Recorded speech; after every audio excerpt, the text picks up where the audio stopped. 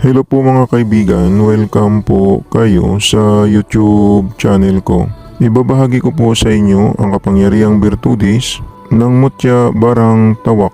Ang mutya barang tawak ay maganda na mutya ito pag mayroon kayo nito. Ang mutya na ito ay protection at gamot sa taong nabarang ng mga insekto. Pag may ganito kayong mutya ay magagamit po ninyo sa paggamot sa taong nabarang. Ibabad lang po ninyo ito sa langis ng niyog at ipainom ang langis na binabara ng mutya na ito sa taong nabarang na may insekto sa loob ng kanyang katawan. Painumin lang po ninyo ng langis na nababara ng mutya na ito. Painumin po ninyo ng kalahating kutsara ng langis ng niyog na binabaran po ninyo ng mutya ng barang tawak. Ang taong na barang na may insekto at pwede din i-apply ito sa kanyang katawan para ang insektong barang na nasa loob ng katawan ng tao ay lalabas o di kaya malulusaw sa loob ng katawan ng tao. Ang insektong barang tawak ay halintulad po ito sa mga bubuyog pero maliit lang po sila at mahaba din ang kanilang katawan. Makakuha lang po kayo ng mutya na ito kapag may alaga po kayo ng mga insektong barang tawak. Ang insektong barang tawak ay mga mababait na mga insekto po ito at tumutulong po ito sa tao. Pag may ganito kayong mutya, ingatan lang po ninyo at huwag po ipagmayabang. Paalala po, kapag mayroon kayong mutya na ganito, ay huwag po ninyong ibabad sa suka dahil malulusaw po ang kanyang kapangyarihang birtudis. Tingnan na lang po ninyo ang video ng mutya barang tawak.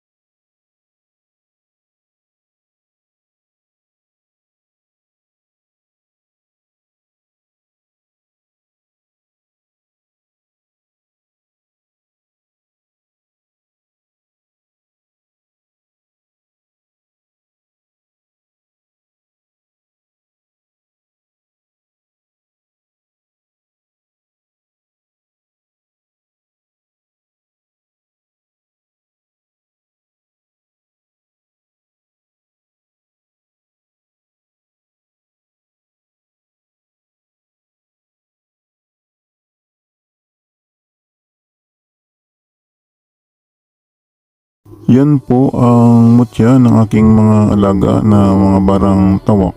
Sana makakatulong po ito sa inyo sa mga nakakuha po ng mutya na ito sa aking shop sa Shopee. Sa mga viewers at subscriber ng Milagro di Santo Cristo, maraming salamat po sa inyong panunood at ipalo naman po ninyo ang aking Facebook page ng Milagro di Santo Cristo.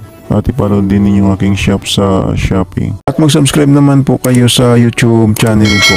Panoorin na lang po ninyo ang second channel ko sa YouTube, sa Milagro di Santo Cristo 2. Baka may magustuhan po kayo ng mga lamang gamot na magagamit po ninyo. Paalala lang po, ang mga mayuwagang dasal at orasyon na binabahagi ko sa inyo ay gagamitin lang po ninyo sa kabutihan.